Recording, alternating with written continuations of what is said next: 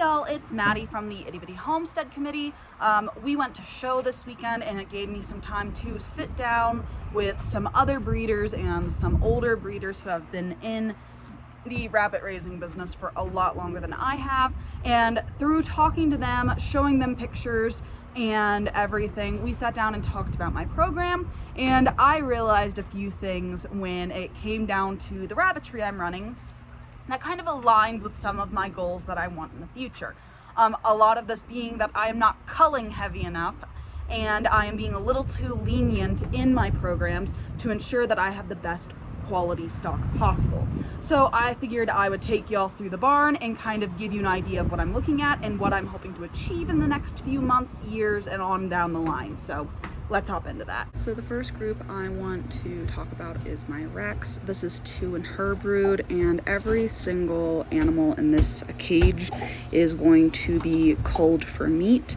I'm really having problems with attrition rates when it comes to 2 in her broods. Plus, I just picked up 2 new does. This is Lizzie. She is a black otter, and I'm hoping that she will produce better litters compared to 2 and actually keep them, because right now I'm getting really frustrated, and have better grow outs. And then this is Emma. If you know what the names are, you know what the names are. First person to leave it in the comments wins. But yeah, Lizzie and Emma. But they're both otters. This one's a chocolate. Either way, their pedigrees say that their dams and sires are anywhere from 11 to 13 pounds, which I'm hoping to get better grow outs from. Next, this is a pin of bucks. There are 2 standards in here and a silver fox. The Rex are going to be culled because I don't want them in my program. And then that silver fox I'm trying to find a new home for if need be. So next we have Miss Beatrice B. She's going to a home here actually today. And then her sister I'm on the line about culling or not. I'm going to see how she grows out. If she grows out fine, I'll keep her. If not, I'm going to cull.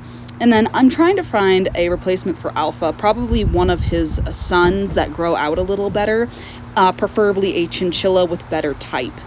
Next, we'll talk about my mini Rex. This is Penguin. She just had 7 beautiful babies, and I keep telling myself I need to cut down on my mini Rex because they're not efficient. They're great when it comes to 4-H projects. I mean, look at this little magpie. He's so cute. I want to use him as a tricolor for that program, like breed him back to the dad if it's a girl and then get tricolors. But anyway, I digress. This is why I keep way too many mini Rexes and why I say I need to cull heavier. And then this one that looks just like his daddy. I'm excited about this litter, and looking back on it, I know I need to cull heavier, but Sadie just had 5 babies, a bunch of casters, and it brings me to the point where I'm looking at either selling Sadie as a brood doe for somebody who needs a high roughus caster, or just culling her in general. Then this entire litter, I'm looking at keeping the blue, and then the rest are going to be culled. And the mom of this is Solstice. And I'm on the fence with Solstice about whether I want to keep her or not, because she's a great mom, but I don't need that many mini Rex. And then Strawberry, we're retiring him as a show buck, and we are going to keep him as a breeding buck for now because I'm just not comfortable making him lose weight in order to show him, but we'll see in the future. And then Miss Belle. Miss Belle has until September to get her act straight and start producing, or else I am going to eat her. And she's going to be replaced by a new doe. I talked to a friend, and they have kits that will be ready in September to come home. Hawk, this is Hawk, has one more chance to provide a litter, or else, again, she's going to end up on the dinner table, which is really frustrating because I'd like to keep 2 does, but I can't have a doe not producing milk. This little guy is the only animal left over from Hawk. I'm going to keep him long enough to see if Tati produces a buck.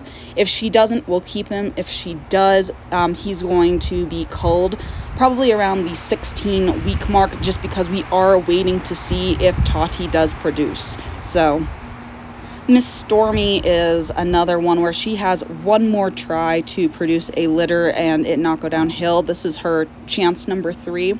But I'm not looking at culling her in terms of food. I am going to look to see if I can find a decent 4-H home for her. But the problem is I kind of have to sit and wait to see if blue is going to be an accepted color. Mr. Eduardo is going to start being our top breeding buck for our silver foxes. He just earned 2 legs at show this weekend, and I am super excited for that. So for now, he's going to be number 1.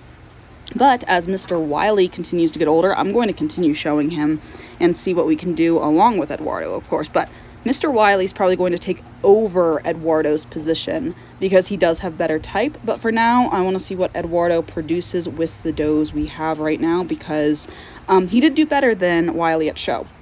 Now, we have Miss Vanessa, who I am super thinking she's pregnant. She is fat. So I'm super excited for that, and I just kind of wanted to show her off. Nothing's happening to her. She's here. So yeah, I'm looking at doing a whole rehaul on my Rex and redoing what I want to do with that, because I am not happy with grow out rates.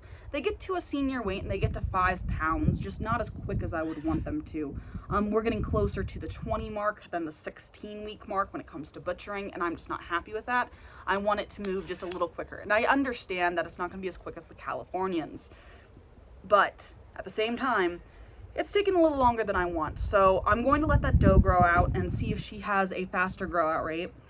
And I need to cut back on my minis. But as you can see, I'm having trouble with that because I love my mini Rex, but they take up so much space and they're not efficient when it comes to raising meat, but I still want to provide for the 4-H kids. So I'm thinking of keeping 2 breeding does and a single breeding buck for my mini Rex, and that's it, and not go over, because right now I have 3 does and I have 2 bucks. So we'll see how that goes. Will it happen? Probably not. This is me we're talking about. I'm obsessed with mini Rex, and I need another show animal that does just as well as Strawberry without being as fat. Then with my silver fox, I'm really upset with Stormy just because she is not doing well as a brood doe, which is fine, but I want to find her a nice show home she can go to, but I can't do that like ethically until they officially approve blues and silver fox. So I'm on the fence with that, and I really hope she produces 1 good litter, because I don't want my blue lines to end. And it's frustrating. It's truly and honestly frustrating, and we're just waiting for that certificate of approval to go through. So we'll see. The Californians are a mess. Just don't ask me about the Californians. Tati better have babies. I want Hawk to have babies. I'm so sick of it. Y'all, it's so frustrating. Ugh. But yeah, and then Belle for the champagnes. I am so sick of Belle, y'all. She's lunging at my hands constantly. She's so mean, and she has till September to have another litter and have it be successful, or I'm gonna get another doe from a Champagne de Argent line, and I'm gonna just reboot that entire program. I'm not getting rid of Moose. You can pry Moose from my cold dead hands. He is such a sweetheart. He is such a love bug. I love him as a breeding buck. But that's really all I have for you today. Thank you so much for getting this far into the video, and I'll see y'all in the next one. Bye.